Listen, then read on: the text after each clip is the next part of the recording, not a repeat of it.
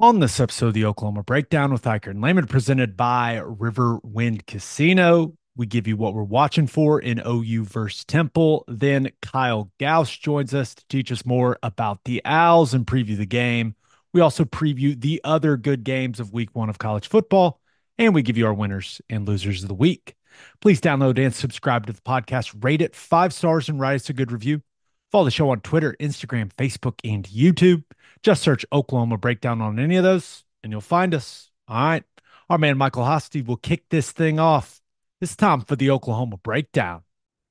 It's a beautiful Wednesday, August 28th, and you're listening to the Oklahoma Breakdown with Iker and Lehman, presented by Riverwind Casino. Riverwind is Oklahoma City's premier casino experience, and there are so many reasons why Riverwind is consistently voted OKC's number one casino, but it all starts with their amazing variety of gaming thrills and excitement. Riverwind's beautiful award-winning environment plays host to more than 2,800 of the latest electronic games with a huge selection of table games, including blackjack match roulette, and Teddy's favorite, craps. No matter what your game, Riverwind has it in spades and hearts. And to learn more about their gaming promotions and entertainment options in the month of August, all you got to do is visit riverwind.com. Riverwind Casino, simply the best. It's game week. I First know game preview of the year, Ted. We're back, baby. it's time.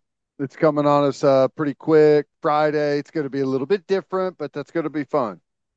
For anyone that is new here, this is how we do the preview episode. We give you what Ted is looking for from OU's defense in this game or what we're watching for. Then I give you what I'm watching for from the offense. Then we bring on a guest that covers the opponent to tell us a little more about the team. Then we preview the other big games of that week, of this week in college football. And then we do winners and losers. That's the format. We're sticking to it. It was good to us the last couple of years. We're not changing it. Ted, you had Coach Venable's show. It was on Sunday night this Yes, it week, which was. is a first. Anything he said that really stood out to you? Um, I get one of the things that stood out was the injury situation. I wasn't really sure what we were going to have available because there's been some guys banged up a little bit. Some guys that have been coming back from surgeries and stuff like Angel Anthony. And it sounded like, unless you caught something different other than Jaden Gibson, I is everyone going to be up and ready? At least that's what it sounded like. He didn't say anyone was going to miss the game. The only thing he Right. said, the only thing that caught my attention about a guy that may miss the game is what he said about Nick Anderson. Yeah. Kind of said, hey, he's day to day. We'll see if he can go. Right. Yeah. So that's an improvement. I know they've had guys in and out of practices throughout. So that's a big thing because we've got time, and a lot of those bumps and bruises have been on the offensive line. So we've got time, but the quicker we can get everyone healthy to where they're playing and trying to build some cohesion, the better. Other than that, I don't think anything really stuck out too much from Coach V. Okay, let's get to actually, we got to talk about the DeMarco thing real quick. Uh, he's suspended for a game for impermissible phone calls and texts. I can't believe this is still a thing. I don't. It is what it is. The rules are the rules. I, this is a giant nothing burger for me. I saw it was one of the headlines on on the ESPN app. I was like, wait, this is not a big deal, but I guess it is. I saw it and I went, this is silly. That was my reaction, and I like to think that would be my reaction if it was a coach at wherever. Like, really, phone calls and text messages. We're suspending coaches for phone calls and text messages with where we're at in college football now. Like, it just feels silly to me, Ted. I don't really have any other comment on it other than that. Yeah,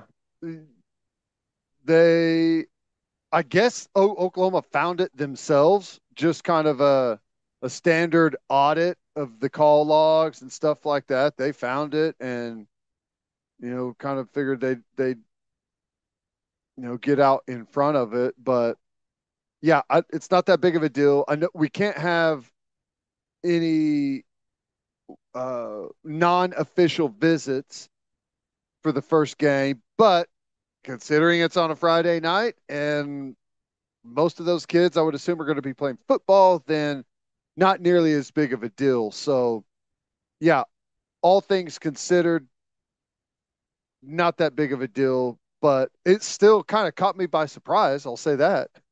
Yeah.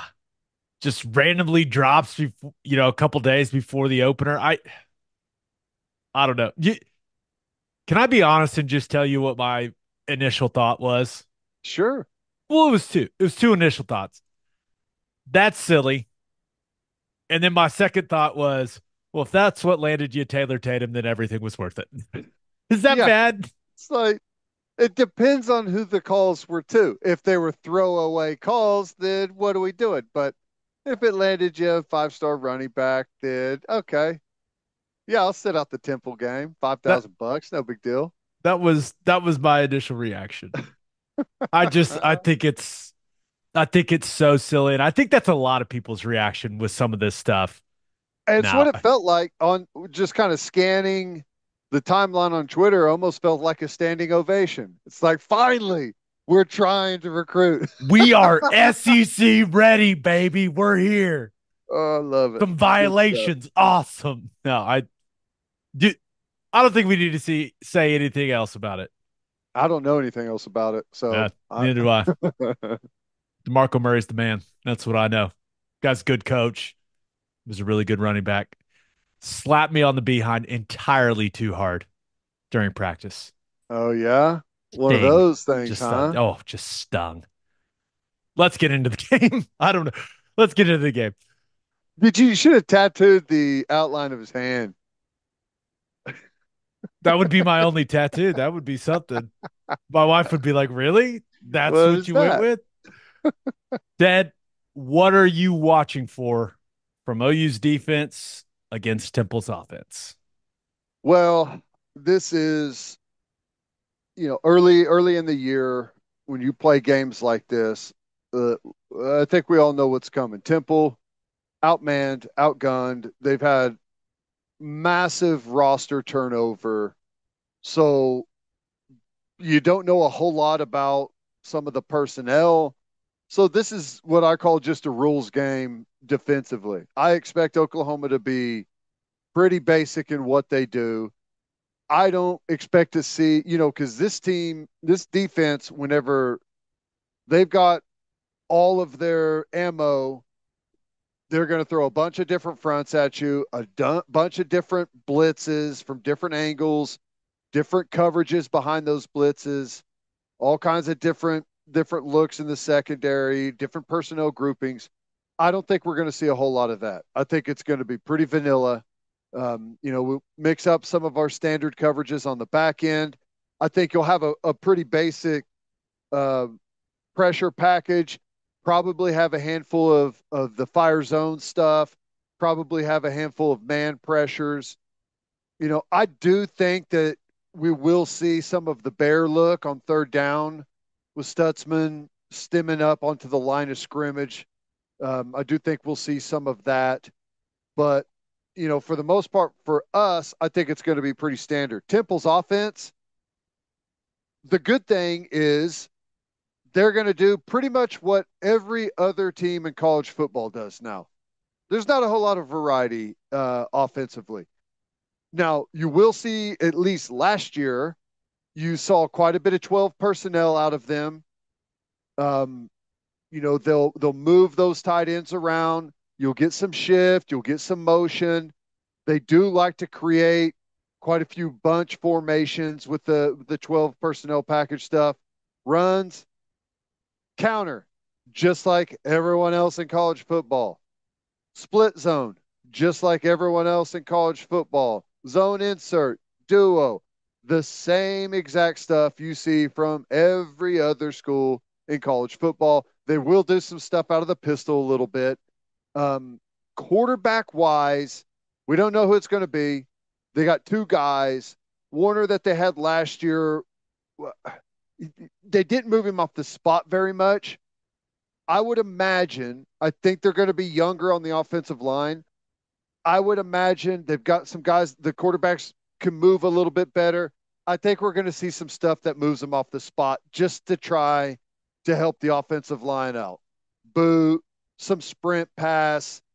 You may get the quarterback involved in some of the QB run game stuff, some zone read off the edge, maybe some of the quarterback counter stuff. But I think it's going to be, you know, I say basic. It's really what most teams in college football run. And we should be pretty prepared because there's a lot of similarities to what our offense does. I I expect the run to be stuffed. Yes. And that's the number one thing I'm watching for from OU's defense in this game is what does the knockback from the defensive line look like? Mainly in that interior. Dominic Williams and true freshman starter Jaden Jackson. Dude, how impressive is that? Awesome. I'm We've stoked given for him him. a lot of love during the spring and during training camp, and we thought he had a chance to do it. And that's really, really impressive. That is big time stuff starting on the interior of the defensive line as a true freshman. And it's not a charity case. He has earned that spot. He's really solid. You're right though with the defensive line. We're gonna have a ragdoll count going during the broadcast because Dominic Williams has like maybe the best push and then pull and throw linemen directly down onto their face that I've seen in a while. And it may take Temple a little bit to gather themselves and get used to that because it's a different level of strength. But yeah, I think we're going to get a lot of rotation. I think we're going to see a bunch of different guys play on the defensive line, at edge, at the backer spot. I can't wait to see some of the young safeties get to rotate in. Going to see a bunch of those corners rotate through. So I I I'll be really surprised if Temple is able to mount drives and go down the field and score on us. A one off, someone can bite on a double move. Someone can, whiff on a wide open tackle and someone gets around the corner on you. Like those things can happen. But I will be shocked and disappointed, frankly, if Temple is able to march the ball down the field and score on us. Do they have anyone that can produce big plays? It's really hard to predict that because they have so many new guys on their football team. When you combine the transfer portal and the recruiting class, 40 transfers and 20 new recruits, 60 new guys, it's insane. I was looking at their depth chart and I stumbled upon number 28, Ashton Allen. He he's playing football in college for the first time this season. As a sophomore in 2022, he ran the third leg for USC's national champion and school record setting 4x 100-meter relay team, which won the NCAA national championship. Okay. I assume number 28 can fly then. Is this a like off necessary roughness? Is this Featherstone? Dude, 6'3", 220. Dang. Yeah. That's I mean, if the guy can catch it all, he has a PR of a 2059 in the 200. I mean, that whew, dude, that is flying. that's a big dude too. He's gonna look the part. He's gonna look good in the jersey. Just You think Venables, if he catches the go ball, be like, is that portal closed? Is that closed? I don't know. We'll see. Yeah, it's hard to know like where the playmakers are going to come from from Temple. But like I said, aside from a double move, like we should absolutely dominate the line of scrimmage. I think this should be a feeding frenzy for the defensive line. I really want to see our Mason Thomas in obvious passing situations. Yep. How far has he come as a pass rusher? Right? He's healthy. He's healthy. How how sharp are the pass rushing tools? Going to be going up against some inexperienced tackles for Temple. I mean, this is a game where I want to see him. If he gets one on ones, I want to see him win because we've talked about it so much. They need No. a guy or two to emerge as a serious threat that other teams need to game plan around. And our Mason Thomas feels like the most natural guy for, to kind of to progress into that. And it starts on Friday night. Yeah. I hope so. I hope he gets some opportunities. But knowing what we know about the offensive line situation and knowing that they're outmatched, they're not dumb. They're going to do what they can to try and protect their tackles. They're going to leave a tight end over there, leave a back over there, run some quick stuff with the quarterback, roll the pocket, try and do whatever they can to keep their quarterback from getting killed. But when you get third and long, they're trying to get five out. Yeah, you get a one-on-one, go win. Let's see what you got.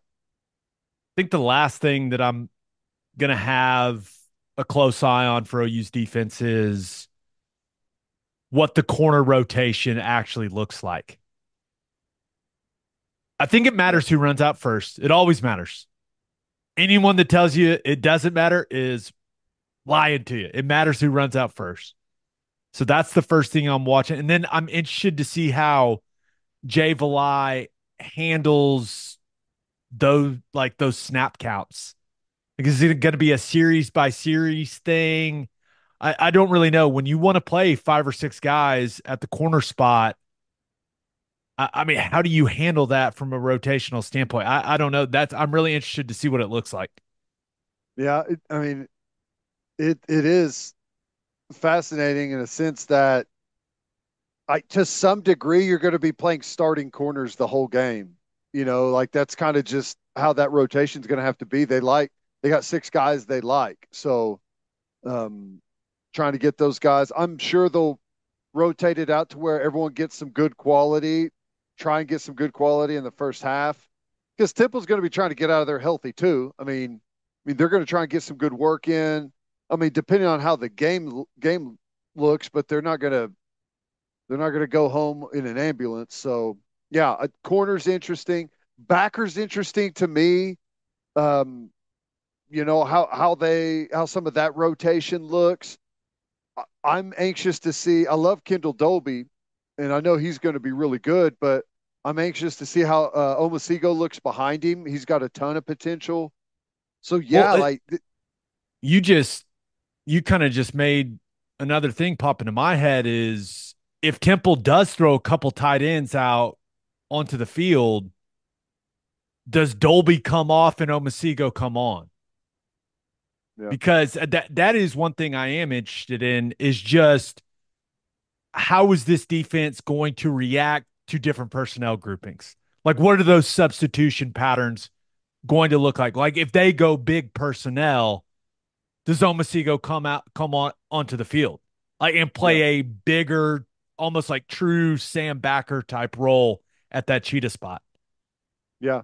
And I think Dasan McCullough, is he going to be back? I think he's supposed to be back. So maybe he plays some there too. I don't know. That is a good question because they will, at least they did last year, and think they still like what they have at tight end. I do expect to see quite a bit of 12, if for no other reason to help max protect and be able to give some of those looks where they can move the pocket and your boot game and stuff. Anything else? OU's defense, Temple's offense. That's it. We should we should be. I mean, I don't know. Impressed is I don't know if that's the right word, but the defense should look really good. I love it. All right, let's get to what we're watching for from OU's offense against Temple's defense. But first, fuel your journey at Love's Travel Stops and save 10 cents per gallon on gas and auto diesel. Download the Love's Connect app today. It takes just seconds to unlock savings when you scan your barcode in the app at the pump. This discount and other mobile deals on drinks and snacks are available at more than 640 Love's locations across the country. Before your next trip, download the Love's Connect app, your guide to savings on the road. A lot of things are changing for OU football heading into the SEC, but one thing is remaining the same: the football. Go to biggameusa.com/breakdown to order the official game ball of the Oklahoma Sooners. The Nike Vapor Elite, exclusively from Big Game Football Factory, is the only authentic football that OU will use on game day. It's got the OU and SEC logos on it and is the perfect gift for any Sooner fan. Each ball comes with a certificate of authenticity to certify the football received was commissioned and created to the specifications requested by the Sooners. Go to biggameusa.com/breakdown and order yours today. And we are brought to you by Simple Modern, the Oklahoma owned drinkware company that is now the official drinkware partner of the Oklahoma Sooners. Listen to this: Simple Modern is creating unique, exclusive in game drinkware, which will be new at every home game this season. Grab your never before seen OU Sooners refillable, reusable cups at OU's concessions all season long. And with 10% of all Simple Modern profits going to charity, many right here in Oklahoma, you'll know you're helping Oklahomans off the field as well. Simple Modern, good everywhere. Things to watch for OU's offense against Temple's defense. This is a game where it's all about OU's execution. Temple has so many new pieces on the defensive side of the ball. It's kind of hard to predict some of the things you're going to see from them, but they do have the same defensive coordinator. I think you're most likely going to see them in more of a traditional 4-2-5 type defense in this game. They would bounce back and forth between that personnel and like a three-man front last year. It all was bad, but I've read some things that they're going to stick more to the four down front, and that's kind of what they're trying to accomplish this season. Now, that doesn't mean they can't jump into odd spacing like they did a year ago, but I'm expecting a more traditional, like, hey, 4-2-5 nickel defense from Temple in this football game. And I guess they feel better about the back end of their defense, and maybe that'll result in them being a little more aggressive. Dude, all I know is the guys they had playing corner last year just got blown by repeatedly. So I don't know if you're going to see them come out and be, conservative with what they do defensively, just play a too high shell, say, hey, run it at us. We're going to make you snap it over and over again. Looking at the clock. Yeah, let's get out of Norman type situation. If they do that, then you got to run it all over them. Yep. But could they come in with the exact opposite mentality? The, hey, what do we have to lose? Let's blitz the hell out of Jackson Arnold and see if he makes some mistakes. If it were me, I'd go with the nothing to lose strategy. Yeah. I'd just dial up the pressure. What everyone's expecting you to get destroyed, might as well make it a little interesting. Trying to create a little chaos. Maybe create a couple of big plays out there. Yeah, and what's the narrative been for Oklahoma? New quarterback, uh, having to figure things out on the offensive line. All right, well, really good at skill position. So let's attack where some of the question marks are. Let's bring the house. Yeah, I wouldn't. That's exactly what I would expect, and it's easier. It's way easier. You start trying to get exotic into some of your coverages and trying to be perfect on the back end, that's whenever you get a lot of mistakes. If you just blitz and it's like, okay, you got that guy, I got this guy, let's bring the house, that's typically mistake free football. What's this tempo going to look like for OU's offense? What type of pace will they play when they do go fast? How efficient and clean does it look from an operational standpoint? How comfortable does Jackson Arnold look out there directing all the traffic? I was encouraged by what BV said in his presser about valuing game control pretty much over everything else. And he even noted there are benefits, there are efficiencies when it comes to huddling. Loved hearing that. Wow. I may Yeah. I may cry if they get in the huddle. Hey, man, I think the huddle's coming back this year. I What? do.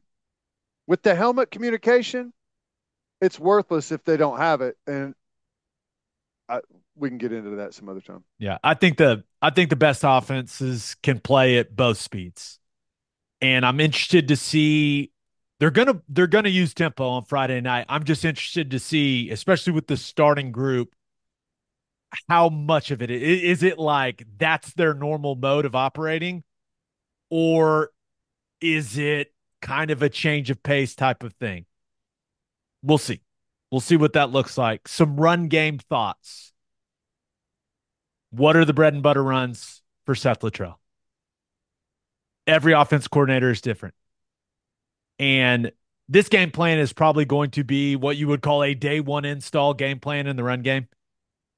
Nothing exotic, which when you're installing your run game in training camp and you go all the way back to spring ball when you're installing it, you install your core runs first. You install your staple runs first. And I want to see what those staple runs are for Seth Luttrell's offense. Is it going to be an inside zone, kind of variations of inside zone and counter variations? Like, is that what this team is going to be in the run game?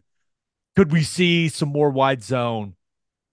Does zone insert, right? Does that remain a big part of this offense with what they feel Bauer Sharp can do, kind of as moving him all around the field at that tight end spot?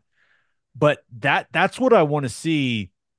Clearly, I want to see them execute these core runs, but I'm interested in seeing what the core runs look like as compared to what they've been the last couple of years. Like, what are the big differences that we notice, once we're watching the film after this game?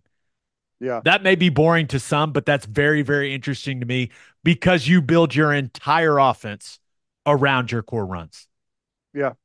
Well, and we're so much better at the tight end position that I think it would be beneficial for us to get way more creative in the run game because when you get more creative in the run game, you can get more creative in the play action game.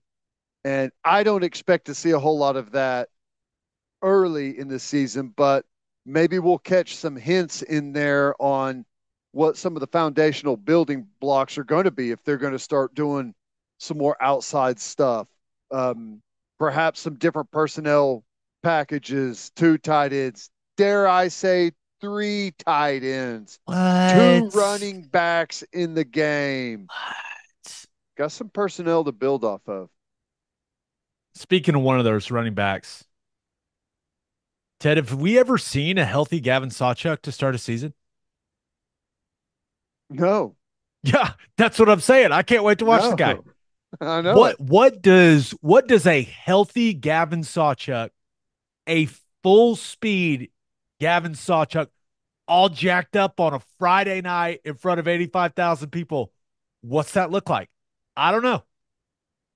I been healthy through training camp. I feel like I want to see what his top end speed looks like. There's going to be some runs where he's up to the third level of this Temple defense untouched. I'm expecting him to have a couple clean ones, and I just want to see what the juice looks like, man, because we haven't seen it. We didn't see it till the end of the season last year, And I still don't think he was all the way there. I don't think like he had that final gear. I'm hoping I get to see it on Friday night. Hey, it's a time warp game. We're going to have Sawchuck and Barnes going up. It's going to look like Florida State. Temple's unis are similar colors. Going to look like they did against Florida State because I think both of those guys should be in the best condition, health wise, experience wise. They both should look the best they've looked at Oklahoma by far. And that's what we've heard. One more run game thought. And I cannot imagine this could be very extensive in this one, but how is Jackson Arnold's athleticism going to factor into this rushing attack?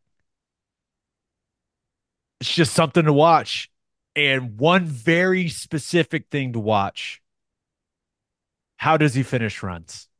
He's going to have a couple of them. How does he finish runs? Does he get on the ground when he's gotten every yard he can get?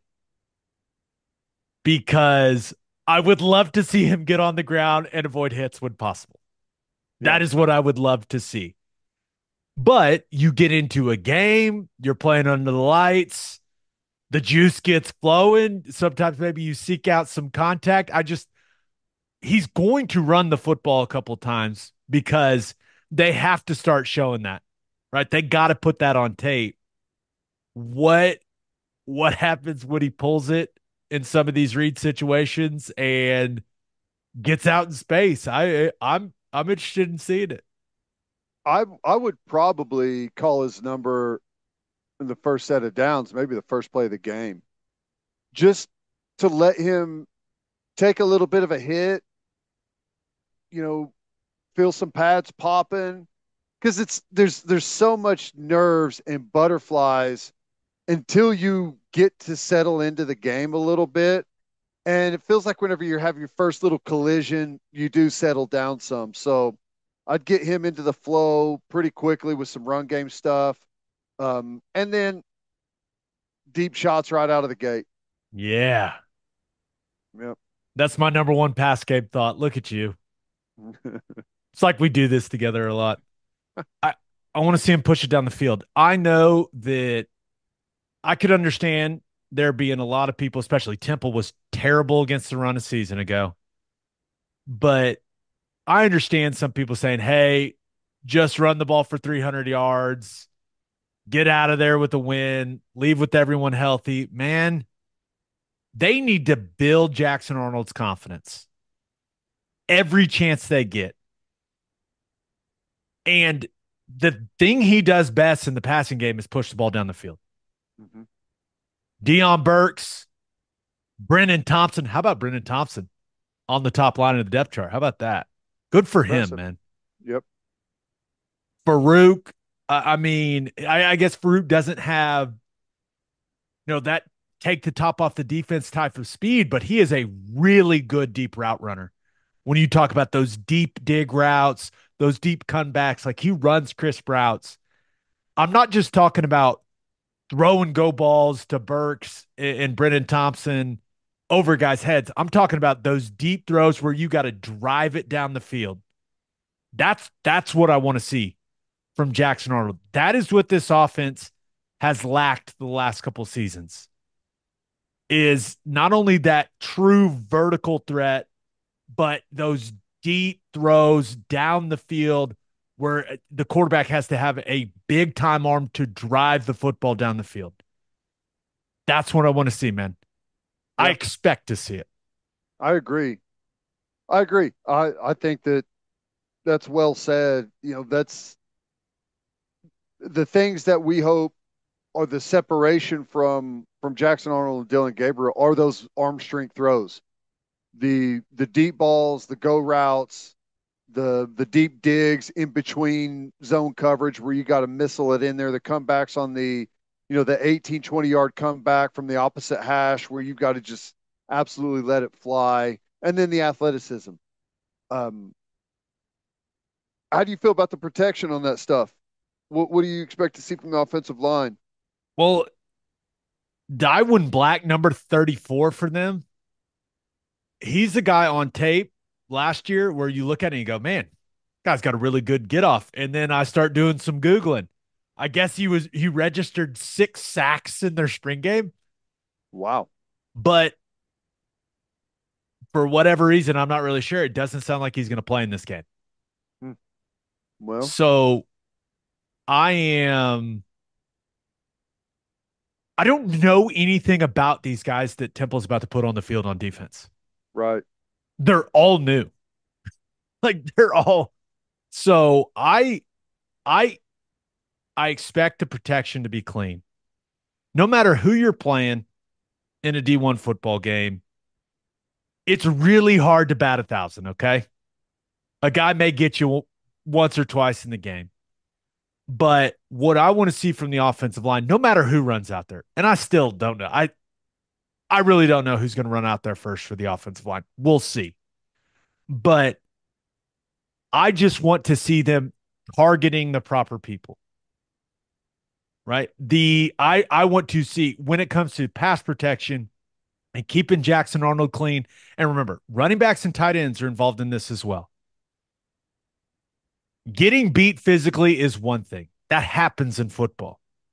But what I want to see is them targeting the right guys, everyone working to the guy they're supposed to work to. And that includes the backs and the tight ends. If I was Temple, seeing Sawchuck and Barnes back there, man, I am bringing guys and I'm seeing what their blitz pickup is looking like. Mhm. Yeah, That has not been a strength of theirs in the past. right. And I would test that often if I was Temple. What do you have to lose? So Right. I am, from a pass protection standpoint, I expect Jackson Arnold to be thrown from a clean pocket all night long. Now, if they are bringing heat, he has to recognize that, especially if they do any zero and there are guys that are unaccounted for, like you have to beat the blitz with the ball. That is on the quarterback. That's not on the offensive line. So it goes back to I don't really know what Temple's mentality in this game is going to be defensively, but I do expect the protection to be clean. Well, I'll be really disappointed if it's not. Like if we if it look up and is, Temple has like 3 sacks, I'm gonna be a real sad person on the sideline. yeah, it's could be pretty ominous. But, if it is a clean pocket, I expect Jackson Arnold to take advantage and dice him up.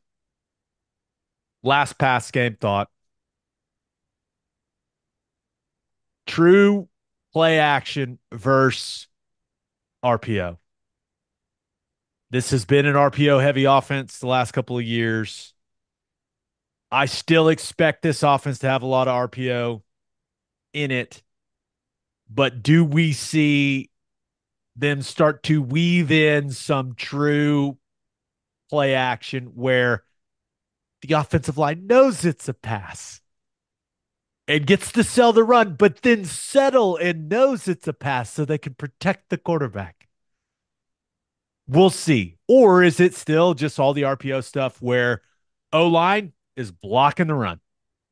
And then quarterback, hey, you're back there, make the decision, read the guy you're supposed to read. And I we'll see how much of that there is.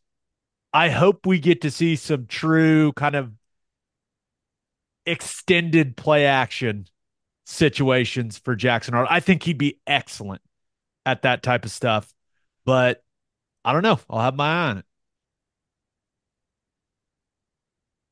Your I face, your Well, I face. mean, come on. It's going to be RPO stuff. I wish I would probably like start weeping if we got under center, ran like a true hard play action, and quarterbacks sit back into a drop, some deep crossers, move the backers off their spot maybe a little bit. How about that? Uh, I swear, if Jackson Arnold comes up to me after the game and is like, How about that deep ball on Waggle at 5? Oh, I may cry. Look it up, people. Waggle at 5, Waggle at 4. Uh, Let's well, get to call your shot. Let's just not talk about RPS anymore. I don't want to get you. I don't want to get you riled up, it's man. too early. We haven't even played a game yet. We haven't even played a game. It's fine. All right, let's get to call your shot. We asked you guys the number one thing you'll be watching for in OU versus Temple. This first one comes from Jeremy LaForce. How many targets the tight ends get? They definitely need to be a weapon for Jackson Arnold this year. I thought that was I a agree. really interesting point from him. I agree. I Bauer Sharp, he's a captain. He's been How about a that? leader. Dude, to come into a program from like a lower level Hmm. and Yeah. be a captain in the opener, damn. I mean, Yeah. The damn. thing is, it's like it's not a shock though. Like even if you went out to spring practice, if you just weren't from here and just happened to stroll into practice, you would say that guy right there is a team captain. I can tell by the way he handles himself. So it's not a shock. And I hope they reward that, but it's not just doing it as a reward. I expect him to be a big part of the offense. And I hope we see some Caden Helms get out there and get some game action. As do I. I think if that guy can just be healthy, I think he could add just such a new dimension to what they do offensively. Come on, Caden Helms. Be healthy, man. We're all Yep. rooting for you, dude. Come on. This Yep. other one comes from at OU Punk. The main thing I want to see is how well the back seven passes off the wide receivers in zone. Yeah. Well, I agree on that. I Our problems in zone, I feel like have started a little bit more underneath, and it's kind of been underneath with the backers and on the outsides with some of the corner stuff. But the stuff that I've seen from them, they look dialed in. It looks really good. That doesn't mean that someone can't, you know, miss a check, miss a coverage change, or have a mental mistake. Those happen every single game at every level. It's part of it. There's so much happening out there. No one's ever 100%. So there's going to be some mistakes out there, but third year in the defense, most of these guys have quite a bit of experience under their belt. Not all of them are game experience, but practice, spring ball, scrimmages, training camp. The like the difference for this team, like everything should be way tighter. I expect it to be much better than it's been in the past. Let's learn a little more about the Temple Owls from Kyle Gauss first. Oh, you tailgaters, listen up. We are now officially in the premium conference of college football, and you expect a premium product on the field and on the grill. That's why you need Didier Ranch's steak burgers to take your tailgate to the next level. Proudly raised in Oklahoma for over 120 years, premium beef this good is hard to come by. Go to didierranch.com. That's DIDIER ranch.com and use promo code Oklahoma15 for 15% off your order. Didier Ranch, tradition plays better and tastes better. And three things matter in baking: service, service, and service. First Fidelity Bank's commitment to exceptional service is more than a promise, it's their foundation. FFB has been by your side for over a century, and they are honored to be a part of your journey. Banking isn't about where you've been, it's about where you are headed. Open an account at an award winning bank today at ffb.com. At First Fidelity Bank, we go where you go. And head to the garage for hand smashed patties, butter toasted buns, and ice cold beer. It's the perfect spot to watch any big game. With all the garage locations being open at 10 p.m. or later every night, it's the go to late night spot. Visit eatatthegarage.com to find a location near you and order online from the garage in your neighborhood. All right, here's Kyle Gauss talking Temple. It is our pleasure to be joined by the editor of owlscoop.com. That is Temple's rivals site. Kyle Gauss is in the house. See what I did there, Kyle? It's clever. It's actually how I intro everyone. It's the first time it's rhymed. That's awesome. What's going on, man? No, I'm happy to be here. How's everybody doing? Doing good. We're just I don't know. I guess every off season always feels like it's the longest one ever. Yeah. Just ready to kick this thing off. Yeah, and then it'll fly by and we'll go, oh crap. Now we're back to one of these long off seasons in Yeah. a matter of minutes. Let's jump into this football team. It's hard to find much about them. There's so many new pieces on this roster for the Owls, Kyle. Let's start with the quarterback position. What do you expect the quarterback position to look like in this game for Yeah, Temple? that's the $1 million question, right? I mean, EJ Warner, who is Kurt Warner's son, transferred. He's now at Rice. Set up a lot of game records and season records, but to be quite frank, didn't win many games at Temple. So with this upcoming game on Friday, safe money is probably on the incumbent, if there is one, junior college quarterback Forrest Brock, whose only real FBS experience was playing mop-up duty in a game against SMU last year. And to be quite frank, kind of looked overwhelmed at times, but so did a lot of people in that game. It could still be Rutgers transfer Evan Simon, but I doubt that. I think it's going to be Forrest Brock. I think regardless of who starts, you'll see both of them play. And you might even see a freshman in Tyler Douglas, who's much more of a scrambler improviser play. Because I think nobody on Temple will admit this. Nobody on Temple's coaching staff will admit this, but I think the most important aspect of this game is them getting out of there healthy. So if that means that the game's out of control relatively early on, I can't see them being like, well, Forrest Brock, go out there, play 85 snaps and hope everything works out. So I think they're very much in flux. Like I said, they had a kind of a proven commodity in that EJ Warner for 2 years, and now they're back to the drawing board. And Stan Drayton, Temple's coach, has been reluctant to officially name a starter. He says he knows who the starter is, but they don't want to publicize that. Everybody I've spoken to thinks it's going to be Forrest Brock. So he's a JUCO guy from California. Like I said, has barely played, but to his credit, has a fair amount of weapons. Is supposed to have a strong arm, has a little bit more agility than you would think. Just has not actually seen any real life action. Would you expect them to change the offense from what you had last year with Warner, or do you think it's going to be pretty much kind of the same stuff? No, I think they'll change it a bit. Danny Langsdorf, their offensive coordinator, has been around forever. He was at Oregon State. He was at Nebraska. He was in the NFL with the Giants. They were really kind of EJ Warner. I'm not a very huge physically imposing dude. I'm 6 feet tall. I towered over EJ Warner. He's a very small quarterback. Um, Offensive line was a little bit in shambles last year, so it was very quick. Get the ball out of your hands, get your ball in the playmakers' offense, see what happens. I think the offensive line should be better this year. I think they're going to rely kind of like they did last year on tight ends. Temple was either number one or number two in the nation last year in tight end receptions and tight end yards behind Georgia, who obviously, had a stud in Bowers.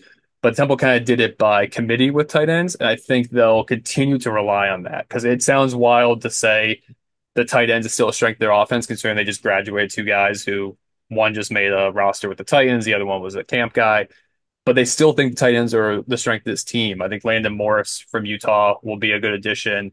Reese Clark is the incumbent also there. I think they'll continue to utilize that offense through the tight ends, but there's going to be some changes. I mean, like I said, Forrest Brock is quicker. Evan Simon, who, if you ever looked up his high school stats, if you really were bored one day, you said, let me look up Evan Simon high school stats. This guy for rushed for 1,000 yards and quarterback playing pretty good football up in Pennsylvania. And then the freshman Tyler Douglas, also a guy that can do things with his feet. So I think you'll see more RPOs. I think they'll actually try to get the quarterback out in its space and see what can happen because that was just not a strength of EJ Warner's game last year whatsoever. He was just a quick get the ball out in 1.8, 2.2 seconds and see what can happen. So yeah, I think the offense will adapt because quite frankly, it needs to adapt. Like this is a make or break year for Stan Drayton, Danny Langsdorf, and the Temple coaching staff. So if they don't adapt, then it might be a disastrous one. The offensive line, clearly Oklahoma probably going to have the talent advantage in that matchup. But what are kind of the expectations for Temple's offensive line this season, even though this game may not go particularly well for them? Yeah, again, I don't know how familiar you guys are with the coaching staff. Temple's offensive line coach, Chris Wiesahan, also has been around forever. He was with he's down at Georgia Tech. He was at Notre Dame. He was at Buffalo, like not Buffalo. He was with he was in the NFL for a little bit. Like he kind of has a reputation of developing guys that might have been a little under recruited, but kind of grew into their bodies. Deion Dawkins up at the Buffalo Bills is kind of the prime example. Rule and Wiesahan. Wiesahan was here when Matt Rule was here originally. Decided to take Deion Dawkins at like the very end of a recruiting class in Rule's very first recruiting class. Fast forward however many years later, he's a multi Pro Bowl guy who's making, $30 million a year now. So he has that kind of reputation of developing guys.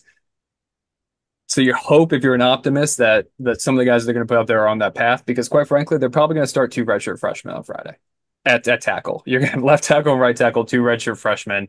They both played a little bit last year. The one guy, Kevin Terry from Clearwater down in Florida, they're super high on, but he only played one game last year due to injuries. So it could be a situation, again, if you're an optimist, that you look down the line 5 years from now and you go, okay, he turned those guys into pros, but they're very much redshirt freshmen right now. The offense interior, they took last year's left tackle, Luke Watson. He's going to be starting left guard, so he's a more proven guy, but he's just a sophomore. And they brought in a transfer for center from South Carolina, Grayson Maines, who didn't really play much at South Carolina. So it's supposed to be a better offensive line just based upon sheer depth. They really feel like they can rep 8, 9, 10 guys this year, when last year they might have only been able to comfortable with 5 or 6 of them getting into the game. But they're all relatively unproven. It's definitely they're trying to build that line the right way, which I'm sure you can appreciate, but it takes time. It's hard at Temple's level to kind of just find a guy that's plug and play, because if you're plug and play as a freshman, you're probably not coming to Temple. Temple thrives upon getting those guys that have the wherewithal or maybe the physical attributes but haven't put it together yet, and kind of developing them and building them up. So we're still in the early days of that. Well, if they're going to hang around in this football game, they're going to have to hit on some big chunk plays, some flash plays. If they're going to get some big yardage plays, who do you expect that to come from on the offense? Yeah, on offense, I do actually think they have some legitimate skill players. Antonio Jones, a transfer from Grambling, who I think got close to 100 yards against LSU last year. Dante Wright was a freshman All-American at Colorado State who's been at Temple for a year and a half now. If you're saying like, how is the only way Temple stays in this is via chunk plays, it's going to come probably from one of those two. An interesting story, just to kind of keep an eye on it. Ashton Allen is a wide receiver who was an All-American track star at USC at South Carolina, just ran track for 4 years and then has one more year of eligibility and said, screw it, I'm going to go play football. And from all kind of like the reports and what you're hearing when you're talking to people, is he hasn't looked unnatural at it. He was a good football player in high school, has elite world-class speed, national champion sprinter, big body, 6'2", 6'3", that if Temple has a chance to kind of just sneak one by, maybe it's a situation like a guy like that just gets loose on a go route or yeah, it's not or play action. But I I've watched enough Temple football in my life to think that that's probably not going to be the case. That I think the beginning part of Temple seasons are never the best part of Temple seasons. So not if any Temple fans listen to this, not to be a complete Debbie Downer, but I would really just kind of hope that they'll be happy if they get back on the bus with this, with it being closer to like that 2 years ago opener that you guys had, where it was still kind of in close, ends up being like a 35, 40 point loss, as opposed to last year against Arkansas State, where it's like 77-0. And you're like, what was the point of this?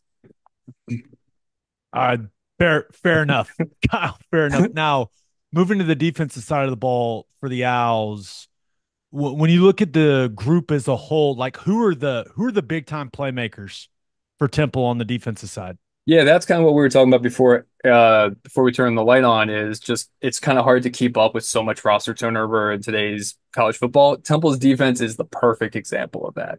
They were last in the nation in turnovers forced last year, really just could not get interceptions, and they completely ripped it down to the bolts and rebuilt it. Every member of the secondary is a brand new guy. They were somewhere else last year. Um, I'd say in general, maybe two of the projected stars on defense actually had a role on Temple last year. 7 of them weren't on the team whatsoever. 2 of them were probably supposed to be starters but got injured. If you're asking who to look out for, Andreas Keaton's a safety transfer from Western Carolina who was an all everything at the FCS level. Just every year was an all conference player. Decides with his final year of eligibility he wants to go up a level. see what he can do. He'll start at safety. Daiwan Black is kind of like the sexy name on defense because he was a former Florida guy. He was a number one JUCO transfer. He's not going to play on Friday. I don't expect him to play the next week after. So they're kind of like stud pass rusher who's a Senior Bowl like watch list guy who's probably going to play in the pros. Will now play against Oklahoma. In his place is Trey Thomas, who did play a lot last year. Might not be as athletically gifted as Daiwan Black was, but maybe technique wise has the ability to still get there. 2 years ago when Temple still went 3-9 2 years ago, but they were top 8 in the nation in sacks and tackles for loss, and they're really disruptive defense. They really got a lot of their sacks from that second level. They're switching back to a more conventional 4-3 defense this year. They played it a bit last year, but it's going to be their base defense this year.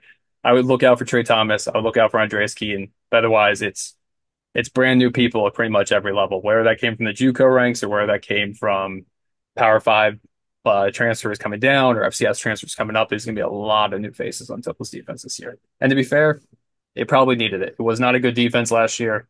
They needed an injection of talent, and they feel like the overall talent in the locker room is better than it was, 6 months ago, 12 months ago. Do you feel like some of the switch up schematically on defense, is it a response to the new players, or is it a response to the lack of, chaos that created turnovers, sacks, tackles for loss? Maybe a little bit of both, I guess. Yeah, a little bit of both is probably the fair answer. To kind of put it in perspective, last year when Temple was still just running primarily a three-man front at times, they still had to take an offensive lineman midweek and move him defensive tackle when he played in that game.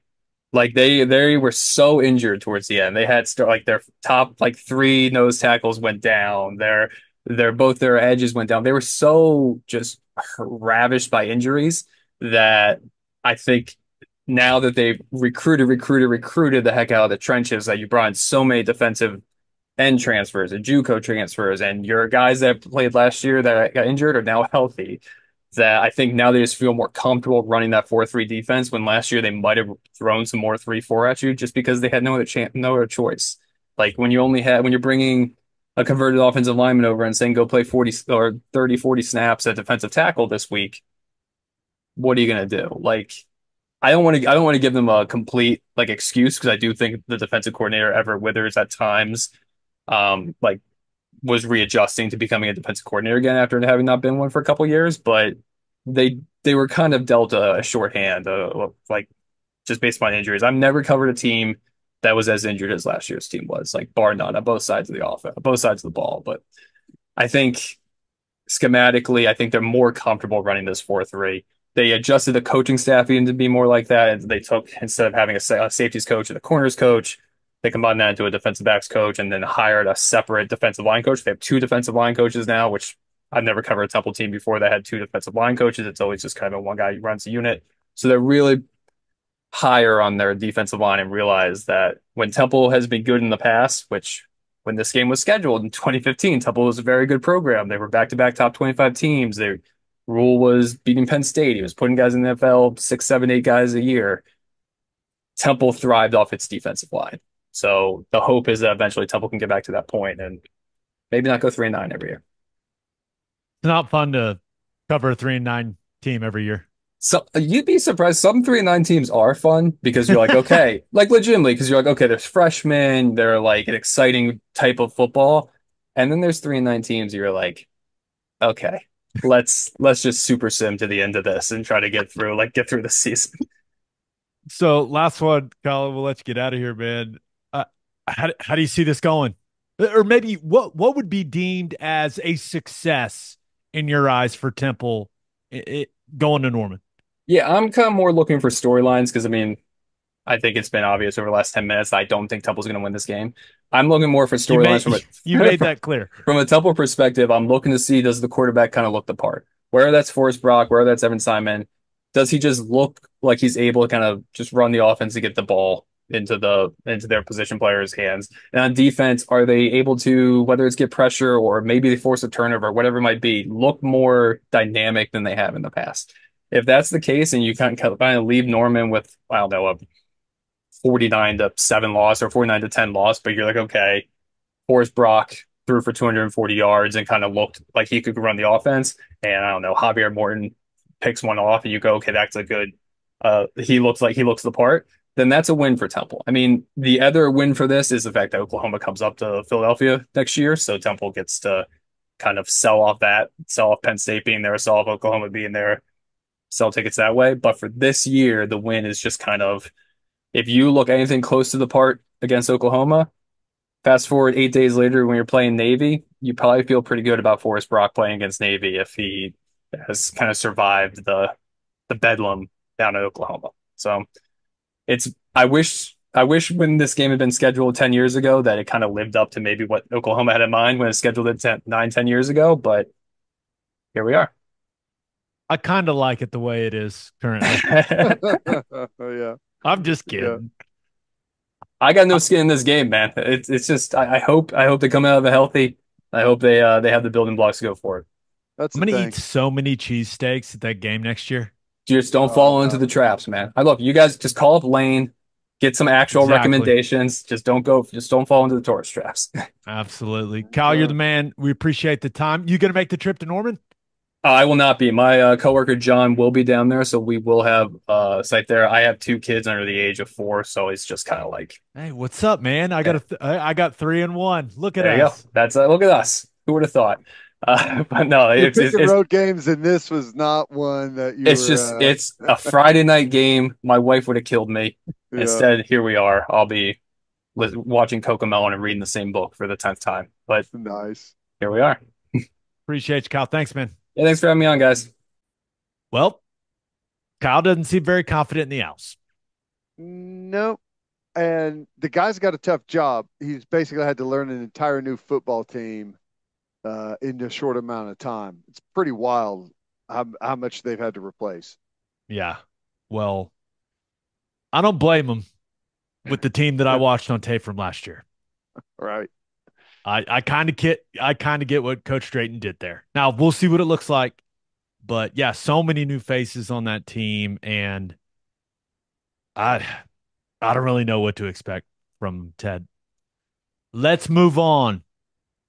It is a big week 1 in college football. We've got some awesome matchups.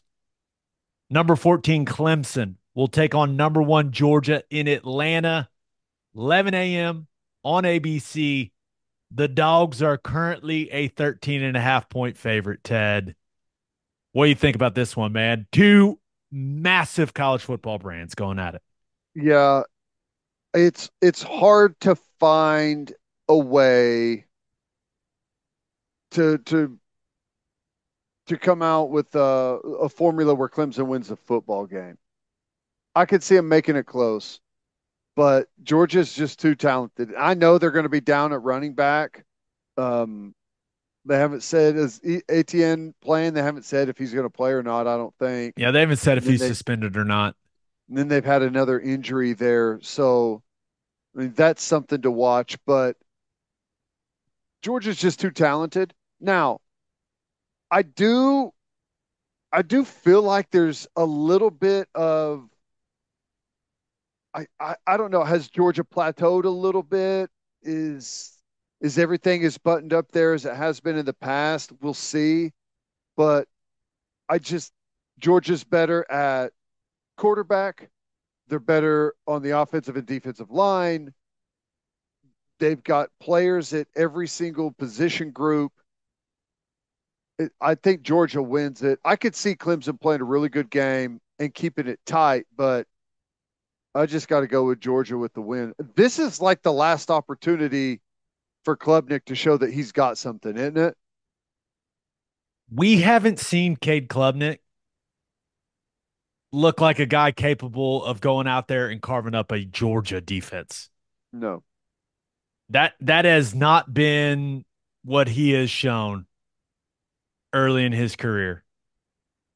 I don't expect him to go into Mercedes-Benz in front of a bunch of Georgia fans and put an all-time performance together. I'm going to need to It's see that before I believe it, man. it's hard going off of everything we've seen. The best he's ever looked, I feel like, was that game he came in for DJU, right? Where they just kind of finally pulled the plug on him.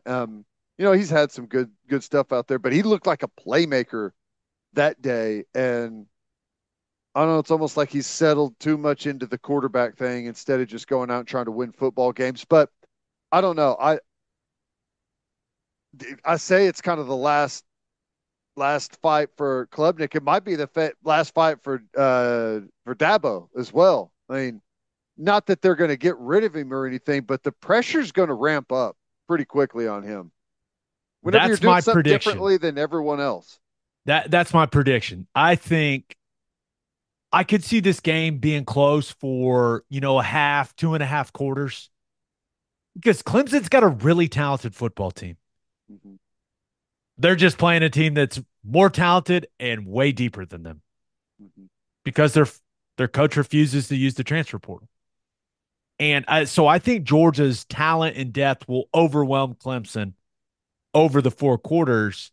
I expect Georgia to cover the 13 and a half. I think they win by 2 touchdowns, maybe like 17, something like that.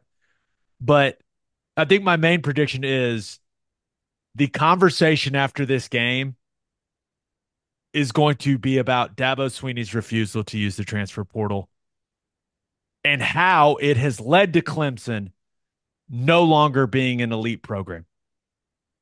That's my prediction. I think that because if you match up against kind of I would say Georgia is the new standard in college football. That's fair, right? Mm-hmm. If they blow your doors off in the opener, it's the natural place for the conversation to go. And unfortunately, Dabo's not taking phone calls on his coach's show anymore. So no one could call in and yell at him if that happens. Yeah. It's so interesting. I'm just I respect what Dabo's doing. He's got his principles. And I'm not 100% convinced that it can't work. If you recruit well and you develop well, you should have a steady supply of talent that can play. We've seen it ourselves. The transfer portal helps and it hurts. It has hurt us in some position groups where we've been reliant on the transfer portal, and it's 1 year, hang on to your ass what happens in the spring. Like, hopefully we can get somebody to come in and fill the hole, because you keep throwing these patches at these different position groups. You're constantly trying to figure something out, and like, once you go with the portal, you always have to go with the portal. So part of me's kind of rooting for it to work. So I I don't want Dabo Swinney to fail. I don't, because I feel like that mentality is something you and I can connect with. Like, hey, I'm rolling with my guys. yeah. But his job is to do everything he can to put Clemson in the best position to win football games. That's his job. Yep. And refusing to take a couple of big time wide receivers that would love to go play at Clemson, it makes no sense that he doesn't fill a couple of holes with just a couple of guys. You don't have to take 20 guys. Just take like 4 or 5 and get some dudes. Like, that's the only thing is no one would think of him any differently if he took 2 or 3 big time playmakers. I still think people would say, you know what, Dabo sticks with his guys. Yeah. But I don't know. Maybe if you start doing it, then it all goes away. I don't know what his thought process is, but I think after this game, we're gonna go. Dabo needs to use the portal because Georgia just whooped Clemson. Feels likely. Maybe Cade Klubnik will shock us. Yeah. All Yeah. all I want is to be entertained. That's That all I I'm the want. same way. I'm the same way. And frankly, I guess if we're talking about with Georgia, it's probably not going to matter, but some of these other games are. I guess we got to kind of root against SEC teams because if we're talking about the SEC getting three, four, and some people even say five teams into the playoff, well, it wouldn't hurt for some of these teams to take a loss early. I I agree. On to the next game. Number 19, Miami, traveling to the swamp to take on Florida. This game will be at 2:30 Central on ABC. Miami currently a 2.5 point favorite on the road. And Ted, I love how important this game feels for both teams. No. Billy Napier, that seat is hot. Mario Cristobal, I would say Mario Cristobal's seat isn't hot, but the expectations are extremely high. And that fan base expects for that program to take a step this year. And if you're going to meet the expectations that a lot of people have for Miami, you got to go beat Florida. Yeah. I, I don't, I've been so beat down by the Miami expectations that it's hard to try to get on board again. It's over and over. But they got a legit quarterback, and that could make all of the difference in the world.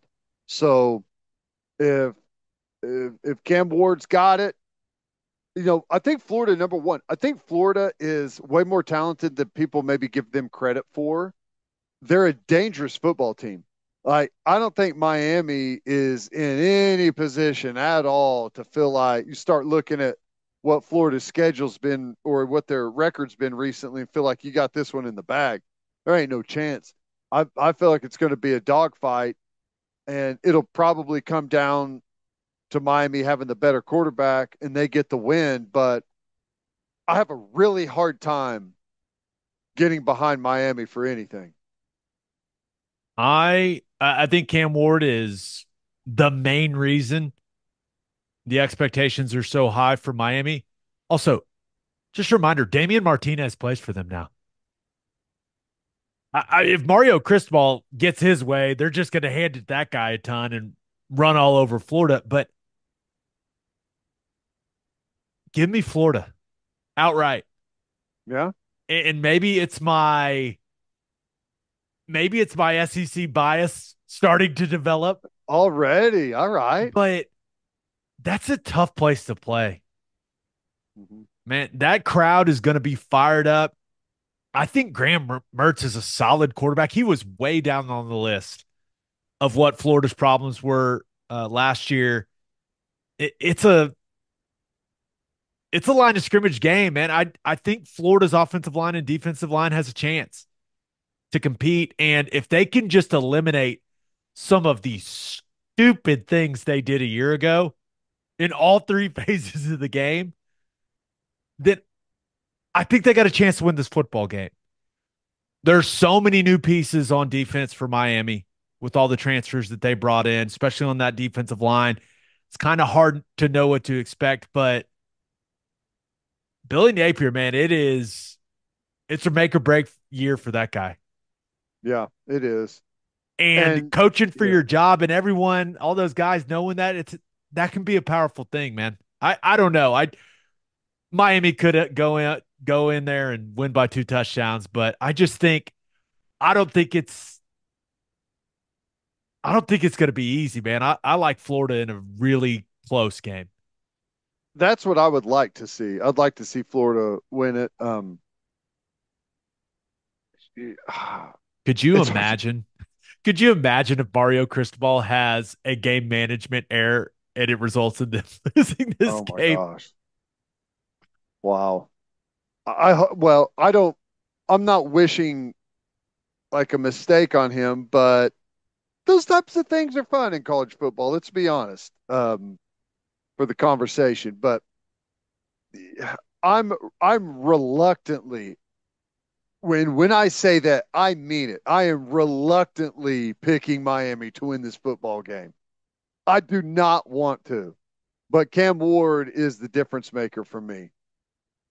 If he makes a I couple mistakes, throws a couple interceptions, Florida wins a football game.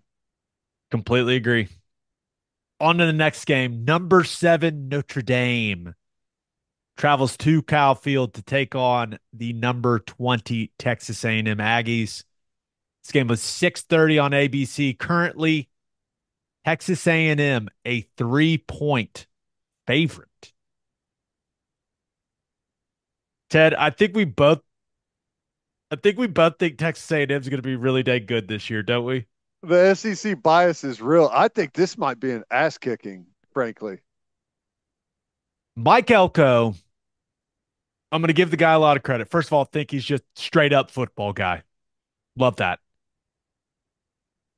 It feels like that program has a different vibe. It's kind of been quiet, Quiet work. Yep. just getting their work done. Nobody on the roster appears to be saying anything stupid. I don't know. I feel like they've got this kind of this workman like attitude now down in College Station. I don't like it. I hate that they hired a coach I like so much, but Yep. Kyle Field is not an easy place to play. And No. And Notre Dame is going to walk in there and be like, what is this thing? who are these psychos? Right. And one thing about this game, Riley Leonard is coming off a couple major surgeries, and he's going against his former head coach. Do you have any idea how many snaps of Riley Leonard Mike Elko has watched over the last couple years? He knows everything he doesn't do well and everything he doesn't see well. And he got to spend an entire offseason building a defensive game plan for this game. Like, I will be shocked if Riley Leonard doesn't make some mistakes in this game. Oh, That would yeah. be an indictment on Mike Elko. Well, Riley Leonard, from the whenever he's been at his best, it's whenever he's like in scramble mode, right? Whenever he's Right. running around making plays, that's going to be incredibly difficult to do against this Texas A&M defense. They are they may have the most athletic defensive front in the country. Athletes all over the place. It's going to be so loud in there. It's going to be difficult for Riley Leonard to operate. I I'm telling you, I know A&M's a 3-point favorite, but it wouldn't shock me if this was a beatdown. And I know Notre Dame's number 7 coming in, and I'm not even suggesting that Notre Dame isn't a good football team, but the situation is not a good one for Notre Dame. A&M is probably the more talented football team in this game. Yeah. I mean, Jimbo Fisher, say what you want about the guy. It didn't go well. He did not leave the cupboard bare No. for Mike Elko. They got some dudes. Physically, it is an impressive roster. And I think Connor Wigman is legit. If they protect him, if they keep him clean, I think he's a big time player. I Yeah. think he can rip it. Yep. So we'll see how it goes. But one matchup to keep an eye on, Notre Dame is starting a freshman against Nick Scourton. They're starting a freshman at left tackle, Ted. Woo, buddy. That is a grown man on the other side. By the way, I was doing some stuff with Danny Cannell today, and he said it's Scorton. Scorton? I've never heard it said that way. Am I just I an haven't idiot? either. I don't know. Maybe I Have I don't been know. saying this guy's name wrong for like 3 years? It's He fine. needs to change it because Scourton sounds way Scourton's more. way better. Whatever it is, the guy's an absolute specimen. He is. He's a freak show. So That is going to be. Can you imagine a freshman in that stadium on third down against that guy? Gotta get a chip here. Give me a chip. Yeah. I I yeah, I think A&M's going to win the game. I think it's going to be a lower scoring game. Yeah. I don't see this being one where both teams are going up and down the field. I expect Notre Dame's defense to be really, really good as well. So I think this could be more of kind of a defensive, like a Teddy Lehman style game. Yes. So I'm really excited to watch this one. I'm so glad that OU's game is on Friday night. I know. This Saturday It's slate is awesome. Saturdays. It's got to be one of the best opening weekends I can remember. Maybe the best. Just some marquee. Do you want to hit the Sunday night game between LSU and USC? We're going to record early on Sunday. So this game will not have happened, and we're going to do another episode. What's your early thought?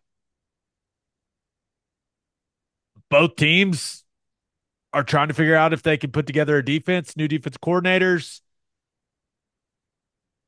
I just think that LSU, part of me thinks Brian Kelly is going to look at it and go, let's take them into the deep water and see if they can swim.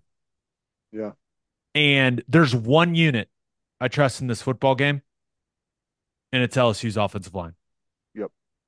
And when you don't know a ton about each defense, both teams having to replace Heisman Trophy winning quarterbacks, give me the squad that's got one of the best offensive lines in the country. Yeah. Give me LSU.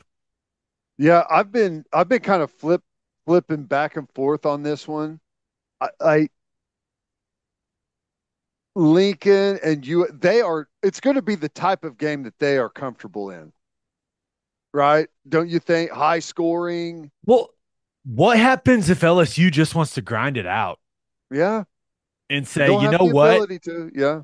They have not, USC's defense under Lincoln Riley has not fared well against physical football teams. No. And you've got a relatively, I mean, you've got an inexperienced quarterback in Garrett Nussmeier. What's a young quarterback's best friend, man? Run the damn ball. Run Yeah. it right at him with your elite offensive line. It's a good point. It's a good point. Just try to maul their ass. Yeah. See if they Yeah. hold up. That's well, they won't. And You just then got to and get then some let Kyron stops. Lacey run as fast as he can down the field, let Nussmeier throw it to him. Yeah. If you can get some stops, that's the way to do it. Yeah. I'm fascinated to see what the environment's like there. I imagine LSU is going to take a ton of fans there. I wonder what you how USC shows up. I I'm trying to imagine two fan bases that could be more different. Oh my God. I mean, I whew. guess you could say like Stanford, maybe, but USC fans are The good thing is at least they're playing in Vegas and I they're not crawling out of the swamps to go to the game in Baton Rouge. You know what I'm saying? It's like I think you've got a different group that's Do you think the city of Las Vegas is ready for LSU fans? fair point. Fair point. Should be a Yeah. good game though. I'm Yeah. I'm I'm fascinated by it. It's going to be good. Yeah, it's going to be a fun one. Let's finish up with our winners and losers of the week. But first, Insurica launched a new digital agency introducing Insurica Direct. Whether you're in Oklahoma or anywhere across the U.S., they've got you covered. From small business insurance and health insurance for your employees to insurance for individuals like home, auto, and even Medicare supplements. Insurica Direct's got it all. Start your journey today at insuricadirect.com. Remember, at Insurica, we specialize in you. and head to opolisclothing.com for our podcast merchandise and the best OU gear out there. That's OPOLIS clothing.com and use promo code TED, TED for 10% off. Opolisclothing.com, use promo code TED for 10% off. Buttery soft and 10% off. As always, Ted, Kick us off. Who do you have as your winner of the week? Well, I guess I got to go with the Kelce brothers, Jason and Travis Kelce. Signed a new podcast deal with Amazon. $100 million. 3-year deal. $100 million. Wow. Could we call That's Amazon and let them know we do what half? We'd take half. We'll take half. We don't want to start there. We'll start at 75 and then we'll settle at half. All I right. love where your head's at. That's good negotiating. Yes, nice. No, I the podcast is first of all, the podcast is fantastic. Both of those guys are hilarious. He's one of the best players in the NFL, and he's dating Taylor Swift, and his brother is one of the most beloved NFL players in a long, long time. Like it's what a combination. And $100 million is nothing to Amazon. Like that's couch cushion money for Bezos.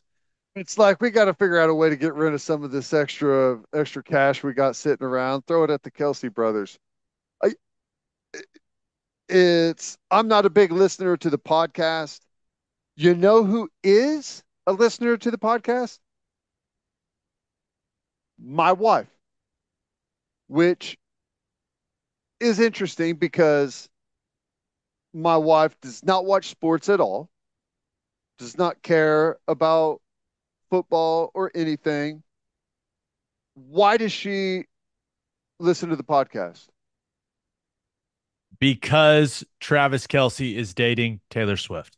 Yes, nailed it. Which, it makes me wonder, not that it matters to Amazon, but what happens if they break up? Do you have $100 million podcast that Taylor Swift's army doesn't listen to anymore?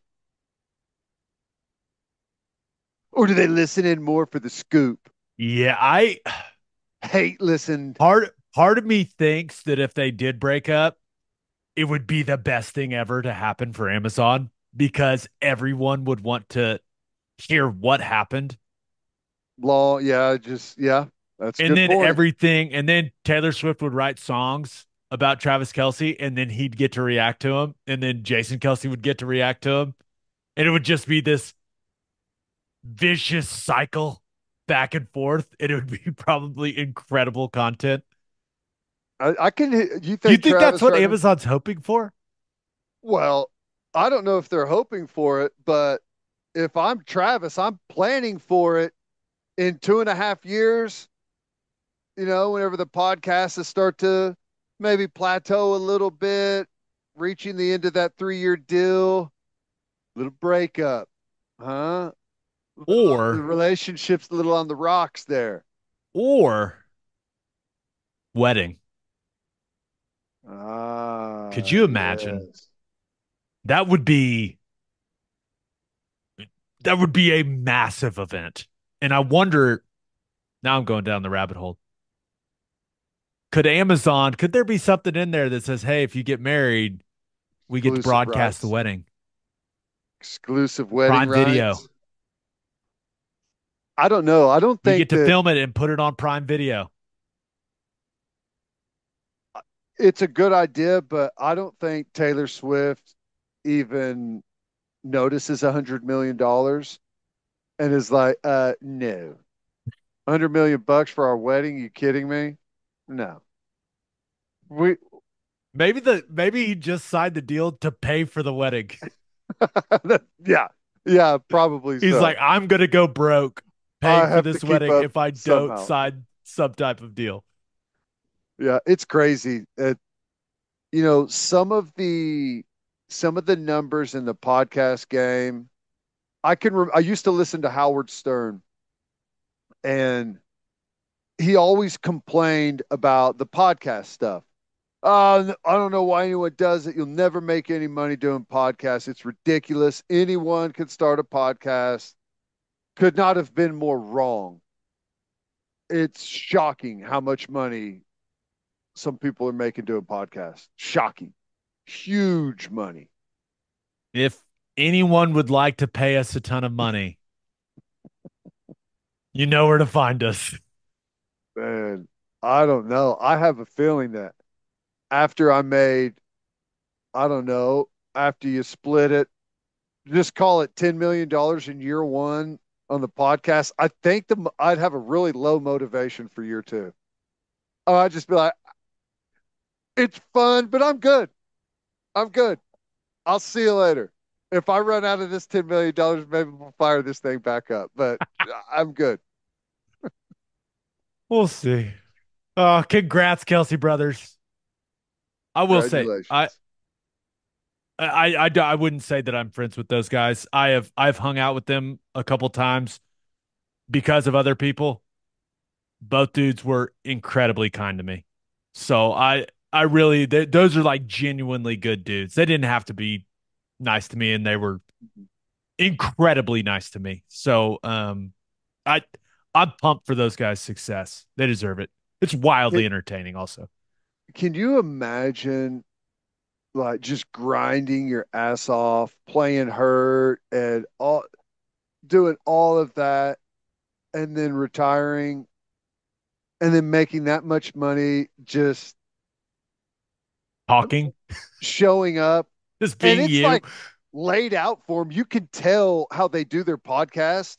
Like, cause my wife will show me clips and stuff. Like, it's totally produced and laid out and it's like chopped to pieces. It's the exact opposite of this podcast. Yes, it is. Yes, it You're is. looking at the production team right here, folks. Oh, anything else on that? Or are you ready for loser? I'm ready for loser. Who do you have as your loser of the week? Ah, me and everyone else that wanted to see Drake Stoops make the 53 man for the Rams. Mm. Now, all hope is not lost. Still has a shot to make the practice squad. And to be honest with you, it's really what I envisioned he had the biggest shot at all along. I mean, he's the exact kind of player that everyone wants to have on their roster. And I don't know. What do you think? You think he'll get a shot on the practice squad?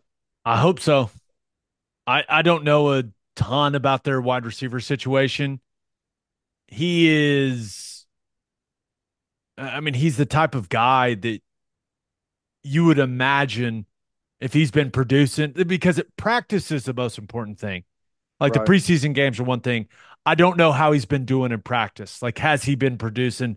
Has he been making plays? Like, ultimately, that's the stuff that really determines if you're going to be on the practice squad or not. And also, you got to remember, they're evaluating every other guy that just got released off of the preseason game tape. So it's just a waiting game for Drake right now.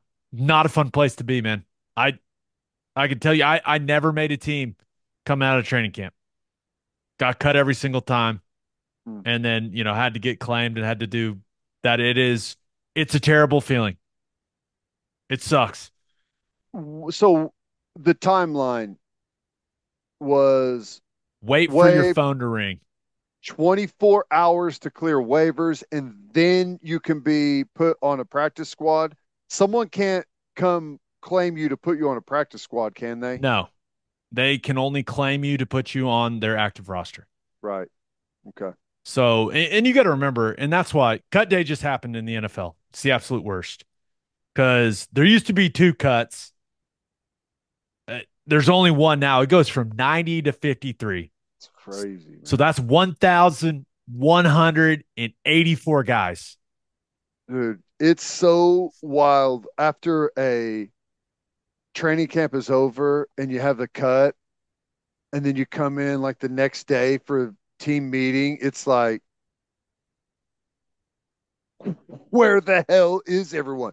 Because you have these meeting rooms that are just now empty. Half the guys are gone. If there's anyone that you should feel extra bad for out there, it's the guys that survive the cut.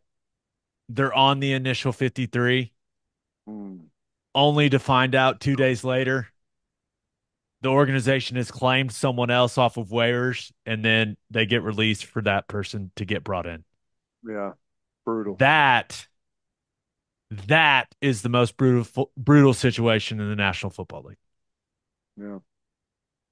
Jalen Redmond made it 53 man in Minnesota. Let's go, Redmond. Hell yeah. Pretty impressive. He's got the physical traits to make it in the NFL. We've all seen that. Just the consistency, man. Yep. All right, let's get to my winner and loser. But first, this episode is sponsored by BetterHelp. We all have a lot going on in our lives, and sometimes as adults, we lose our curiosity to learn new things. That's where BetterHelp comes in. Visit betterhelp.com/OKC to get 10% off your first month. Therapy can help you reconnect with your sense of wonder in life. I started talking to a therapist when I was playing the NFL. Some of these guys that just got cut, therapy could help the situation. Yes. Just need to talk to someone about these stresses in life, man. Hey, there's a new business plan for you. There you go. Better help reach out to all these guys that just got cut. I'm a big believer in therapy and believe it can help so many people if they will just try it. If you're thinking of starting therapy, give BetterHelp a try. It's entirely online and designed to be convenient, flexible, and suited to your schedule. All you do is fill out a brief questionnaire to get matched with a licensed therapist, and you go from there. You can even switch therapists at any time for no additional charge. Therapy can help you focus on what really matters in your life. Rediscover your curiosity with BetterHelp. Visit betterhelp.com/OKC to get 10% off your first month.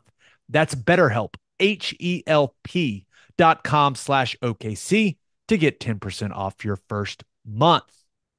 My winner of the week, CeeDee Lamb, baby. Oh my gosh. Pay that man, Jerry Jones. He paid that man. Yes, he did. 4 years, $136 million Ooh, makes him the second highest paid non QB in NFL history, only behind Justin Jefferson, who, let's be real, is really good. But he gets the biggest signing bonus ever for a wide receiver. And Dak Prescott and the Dallas Cowboy fans and everyone involved, everyone in that building can breathe a sigh of relief because they got CeeDee Lamb. Deal's done. Don't have to worry about it. This is awesome in so many ways, Ted. well, yeah, and maybe the best way that can you imagine saying, "Screw you guys, I'm not going to training camp," and being rewarded with a $136 million contract right as training camp ends? You knew They, you were going to have to pay it. Like, just like, oh, it's that is so awesome. Like I feel I don't know how many millions that's worth just not having to do any training camp at all. That's awesome. I'm so happy for him. It's Played it amazing. perfectly. And I think when guys sign contracts like this, there's this little concern. Okay, does it change them? Like, do they prepare the same? Do they put the same amount of work in? I'm not worried about that with CD. He's never seemed like that type of guy to me. It will be interesting to see how they manage him early in the season. Like he is, you've called him a Ferrari. Like he's a Ferrari. He's a Formula One car. Like you want to let him get those tires warm, That's right? right. You don't want him, game one, pedal to the metal, going through the chicanes. You know what I'm That's saying, right. Ted? That's right. Let's get the tires hot, run around a little bit, change the oil perhaps. Yeah, new filters, whatever you need to do, get him race ready. It's a long, long season. So, and he's been working. He'll be ready to go pretty quickly, I'm sure. But I mean, it is an important factor. The last thing you want to do is because you can't get in football shape without playing football. It's just it's how it is. So do need to be smart with him, but gosh dang, 136 million bucks on the heels of Creed Humphrey's huge deal. That there's some serious money floating around the league with some OU guys right now. How about this? That Rose Bowl offense, Whew. Baker Mayfield, Orlando Brown, Mark Andrews. Let's not forget Kyler Murray was the backup quarterback on that team. Yes, he But was. guys that played in that game, Mayfield, Orlando Brown, Mark Andrews, Marquise Brown, Ben Powers, CeeDee Lamb. I went and looked up some career earnings numbers. And this is if they all finish out their current contract. Mm-hmm. Baker 155 million, Orlando 87, Ben Powers 63, Mark Andrews 63, Hollywood 32, CD 168. Woo. Big numbers, dude. Huge numbers. I Huge numbers. am I'm not great at math, but that adds up to a lot. Yeah. Massive, massive numbers. And then And you mentioned other guys. yeah, Tyler, 296. 300 million, no big deal. Hurts, 263. Oh, Lane Johnson, 180. Trent Williams, 246. it's You incredible. throw in Creed's 81. Those guys add up to over $1 billion. It's nuts, man. That's awesome. It's so cool. But yes, as you mentioned, a lot of cash for Oklahoma players right now. Those numbers are just staggering, aren't they? I We should mean, have been better at football. Well, you shouldn't have. Let's frank your foot. I should have been better at football. well, I, yeah, you are correct, sir.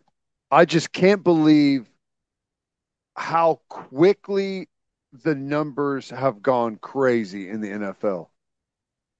I mean, 4 years, 136 for CD.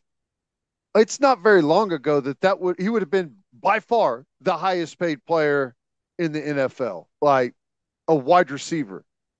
It's crazy. Business is good, Business is booming.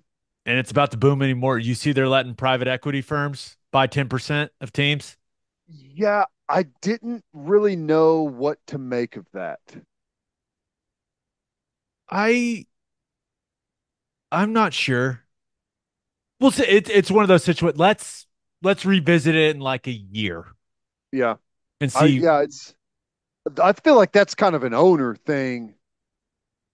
I could like the players are gonna as the revenue goes up, the players make more. I don't know how that. I don't know. I don't know how it affects it. I just read it today, so but We'll see. numbers are big right now in the NFL. And a lot of big numbers next to OU guys' names. Yes. My loser of the week, Ryan Day. And here's why.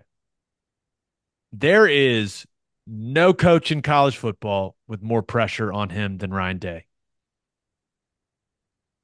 Our buddy Jake Trotter has an article out on ESPN.com about Ohio State's 2024 team.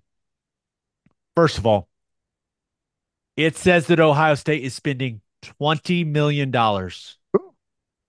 on their roster for this season. And that Buckeyes team, they are loaded, man. They got NFL players all over that roster. Remember, they went and got Judkins and Caleb Downs from the portal. They brought a bunch of guys back that would have been, earlier mid-round draft picks like Ibuka, JTT, Denzel Burt. Trotter's article is littered with quotes about guys wanting to beat Michigan and go win a national championship. The expectations for Ohio State could not be any higher. And I understand they're always high there. I get that. But you got Chip Kelly now as your offensive coordinator if you're Ryan Day. he has to win a national title this year. And the reason it's so interesting to me is I feel like it's never been harder to win a national title than it No, will be this year. this will be the hardest it's ever been. So Yes. you've got this pressure filled situation where everyone is expecting you to win a national title. You haven't been able to do that. Like the last 3 years, you have lost your most important football game. And everyone just kind of expects it to happen when you've got this new look Big Ten. You've got a new quarterback in Will Howard, and you have to play a 12-team playoff. You might have the best team in the playoff and the worst quarterback in the playoff. Mm. Which, I'm not saying that Will Howard is horrible, but I mean, you don't have to start looking very far on the teams in the top 10 to say, yeah, I'd rather have that quarterback and I'd rather have that quarterback and I'd rather have that quarterback. So I I'm just still it makes with the $20 million number on it, and it makes the Will Howard thing that much more. It just makes it so wild that he's the quarterback that ended up there. Since that's interesting. Now, like Ryan Day, I really do think he has the most pressure Yeah. on him of any coach in college football. He's not. He's probably not going to lose his job. Like not that type of pressure. It's just like the pressure to go and win it all. Like that is the expectation. I feel like the feeling around that program is if they don't win the national title this season, then it's a failure. Which kind of makes me think that Will Howard is the player in college football that's under the most pressure. Yeah. How could you ever screw it up with all those guys around you? You've got all Right? this talent around you. Look at we're giving you all these weapons you never had at Kansas State. Go win us a national title, Will. CJ Stroud couldn't do it, but go get it done, Will, in this Crazy. expanded Big Ten and in a 12-team playoff. Man. I mean, is there another? It's probably a quarterback conversation, but is there another player in college football with more pressure on him than Will Howard? No. Well, maybe for like for different situations, I think Quinn Ewers is probably close because I don't think he's what everyone is building him up to be. I and I think he's a good player, but I think everyone is like setting Texas up for or setting him up for like big disappointment, but not like this. I mean, this is a different level, you know? Are there do we think there are actually a lot of people out there that think Texas is going to go and win a national title this year? No, but there's a lot of people that I mean, take Pate, for example, had them winning the SEC and be Well, one if of you the can win the bye. SEC, you can win the national title. I Yeah, mean, winning the SEC and having a bye for the in the playoff. I believe that's what he had. He had Texas and Ohio State playing in the championship. Now that doesn't mean anything other than he's a big name in college football that's picking it, and people see that a lot, and it influences what people think of that football team. so Ewers is probably the next guy, right, with the high expectations for Texas coming into the SEC. Got Arch Manning Yeah. in that quarterback room waiting, right? Which, That by the creates, way, have you seen that commercial? The call back up with Boz and Quinn Ewers. yeah. I he says, I didn't need backup to make the college football playoff, but he did. He's needed backup every year. He's been hurt. He missed multiple games last year. Do you think Malik Murphy saw that and was like, what the hell, man? What? Wait a second, dude. I thought that was funny. That's funny. The first time I saw it, I was like, oh, hang on a second, is that right?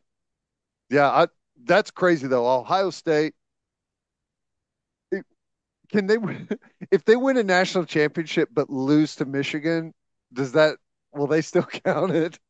Will they fire Yes. Ryan Day before the playoffs even get there? Oh I my gosh. Gosh. Did you see Kiffin tweeted out that article? Yeah, I did. It was funny for a lot of reasons. I know. A lot of people say they spent about the same amount of money.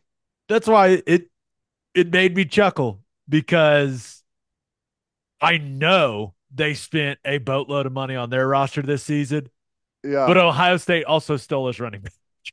So it was, I don't know, it made me chuckle. it's gonna be I, wild. it'll be fun. Birthday shout outs. Happy 8th birthday to Judah Robertson. Happy ninth birthday to Weston Ratzlaff. Happy 29th birthday to Anthony Miller. Happy 32nd birthday to Lance Nail. Happy 67th birthday. Is this your neighbor, Ted? I don't know. Like, Lisa Petum? I don't know. I think so. Did she? I think they said it was your neighbor. I don't know if Oh, that's okay. Oh, yes. Yes, it is. That's great. Happy birthday. And happy birthday to Colleen Giku? Gika? Yika. I think you nailed it. Gika. Colleen Gika. Nailed it. How'd it feel? First preview episode in the books? I thought it went pretty well, all Okay. things considered, even Yeah. though we don't know who's on the roster for Temple. Yeah. Well, they'll get better when we know who's going to play for the opponent that OU's playing. Right. It'll get better. On that note, episode 452 in the books. We'll have a new podcast that'll drop on Sunday. Just a reminder, please subscribe to the podcast wherever you listen to podcasts, and please subscribe to our YouTube channel. Hope you all have a great rest of your week. Have an awesome weekend. Have a ton of fun. Make some noise at the game. Get loud. Get loud. Get loud. Until next time, we appreciate y'all for listening. Do what you always do, Oklahoma. Take care of each other.